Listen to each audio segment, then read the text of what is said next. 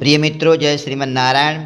आज आप सभी लोग 5वें अध्याय के कार्तिक मास महात्म्य के लिए श्रवण कर रहे हैं। उसमें बड़ा ही सुंदर प्रसंग आया है। राजा पृथु ने नारद जी से पूछा कि हे भगवान, माघ मास और कार्तिक मास इत्यादि का जो व्रत रखते हैं उसकी उद्यापन करने की विधि क्या है, स्नान करने की विधि क्या है, नियम धर्म कर्म वो सब आप मुझे पूरा बतलाने की कृपा करें। तब नारद जी उनसे भगवान की मंगलमय दिव्य कथा श्रवण कराते हैं। प्रिय मित्रों, राजा पृथु ने कहा, हे मुनि जी, आपने कार्तिक और माघ मास का विस्तृत फल कहा है, अब इसकी विधिवत स्नान की विधि, नियम और उद्यापन की विधि भी हमसे कहिए।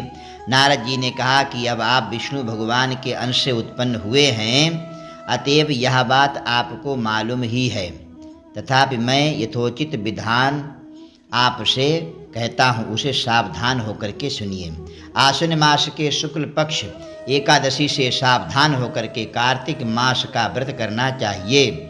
इस व्रत को करने वाला सर्वदा रात्रि के चौथे पहर में उठे, अर्थात प्रातः काल 3 बजे उठ जाए। जल का पात्र लिए हुए गांव से बाहर पूर्व दिशा में उत्तर दिशा में जावे। हमेशा दिन में अथवा सायंकाल को कान पर जनेऊ चढ़ा करके, पृथ्वी पर तृणों को बिछा करके, सिर को कपड़े से ढक करके, मुंह को यत्नपूर्वक बंद करके थूक इत्यादि श्वास नहीं करना चाहिए।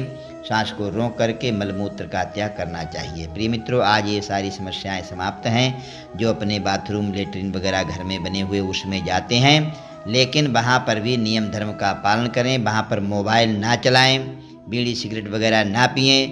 साथ में कुछ लोग बातें भी करते हैं, बातें ना करें। बातें करने से आपका यज्ञोपवीत खंडित हो जाता है, फिर नया धारण करना पड़ता है। इसलिए टट्टी पेशाब करते समय, मलमूत्र त्याग करते समय कभी भी बोलना नहीं चाहिए।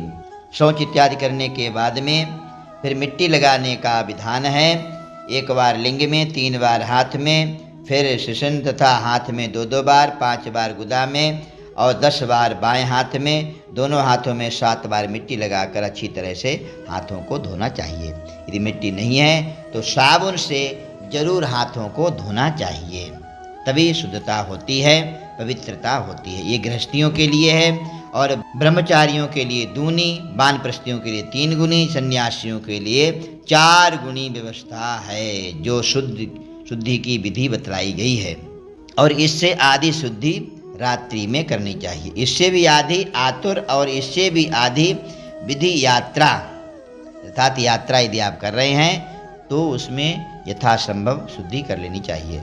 शौच कर्म से रहित मनुष्य की समस्त क्रियाएं निष्फल हो जाती हैं। जो मनुष्य मुख शुद्धि दांतों नहीं करता है, उसके सब मंत्र निष्फल हो जाते हैं। अतएव दांत और जीभ को यत्नपूर्वक साफ करना चाहिए। हे वनस्पति, तू आयु, बल, कीर्ति, तेज, प्रजा, पशु, संपत्ति, ब्रह्म ज्ञान, बुद्धि और विद्या हमको दे। या मंत्र पढ़ करके दातून वृक्ष से ग्रहण करनी चाहिए, या मंत्र कह करके दूध वाले वृक्ष से 12 अंगुल की दातून लेकर के करे, तथा श्राद्ध और व्रत के दिन ना करे। प्रतिपदा, अमावस्या, नवमी, षष्ठी, रविवार और सोमवार सूर्य के ग्रहण की में दंत धावन ना करना चाहिए। और कटीले पेड़, कपास, संभालू, पीपल, बरगद, रेण और निर्गंध वृक्षों की दातुन नहीं करें। तत्पश्चात फूल, माला, चंदन और पान इत्यादि पूजन सामग्री लेकर के प्रसन्न मन होकर के भक्तिपूर्वक भगवान विष्णु अथवा शिव जी के मंदिर में जावे। वहाँ देवताओं को अर्घ्य, आचमनी आदि वस्तुओं से अलग अलग भगवान का पूजन करे, प्रार्थना कर, नृत्य गीत आदि मंगल कृत्य करे। फिर ताल, वेणु, मृदंग आदि को बजावे, गावे और नर्तकों के साथ में नाचे। फिर माला, चंदन, तांबूल आदि उन गायकों को भी दे, क्योंकि वेद स्थान में गाने वाले भी साक्षात विष्णु भगवान के ही मूर्ति होते हैं। जो सतयुग आदि में विष्णु भगवान को तपस्या, योग और दान द्वारा प्रसन्न करते थे, किंतु कलयुग में अनुराग सहित भगवत गुणगान ही भगवान को प्रसन्न करने के लिए प्रधान माना गया है। हे राजन, मैंने एक बार विष्णु भगवान से पूछा था कि आप अधिकतर कहाँ रहते हैं। यह सुनकर विष्णु भगवान ने कहा, हे नारद, मैं वैकुंठ में अथवा योगियों के हृदय में नहीं रहता। नाहं वसामि वैकुंठे योगिनां हृदयेन च मद्भक्ता यत्र गायन्ति तत्र तिष्ठामि नारद। जहाँ पर मेरे भक्त गुणानुवाद करते हैं, भक्ति करते हैं, सत्संग करते हैं, कीर्तन करते हैं, वहाँ पर मैं विराजमान रहता हूँ।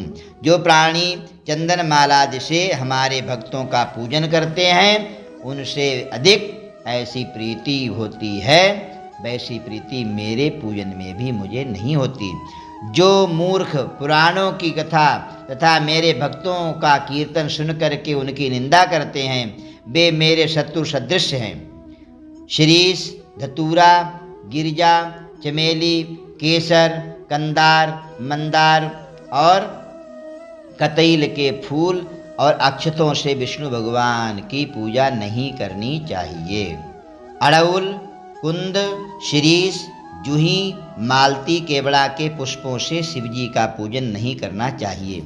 लक्ष्मी की अभिलाषा रखने वाले पुरुष को चाहिए कि तुलसी पत्र से गणेश की, ये बड़े ध्यान देने वाली बातें हैं, इसको बार बार सुनना कि लक्ष्मी को चाहने वाला अर्थात जिसके घर में दरिद्रता नहीं आए, लक्ष्मी मैया सदैव निवास करें, तो सुनो, तुलसी पत्र से गणेश की और दूर्वा से दुर्गा की, अगस्त के फूल से सूर्य नारायण की पूजा कभी नहीं करनी चाहिए। जिन देवताओं के लिए पूजा में जो फूल निर्दिष्ट हैं, उन्हीं से उनका पूजन करें। इस प्रकार पूजन समाप्त करने के पश्चात देवादिदेव विष्णु भगवान से क्षमा प्रार्थना करें।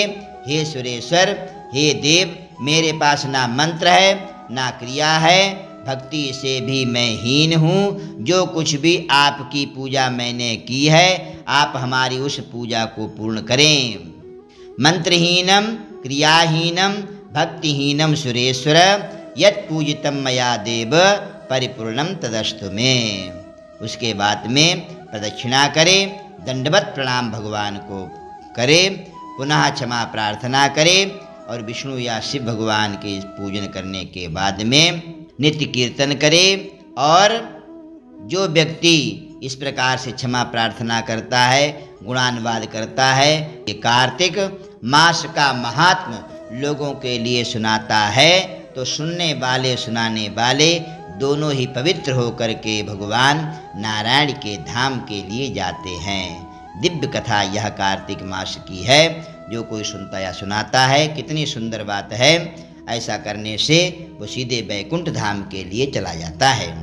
प्रिय भक्तों, आप सभी लोग कथा पूरी श्रवण करें। चैनल के लिए सब्सक्राइब कर दीजिए, वीडियो के लिए लाइक करें। जय श्रीमन नारायण।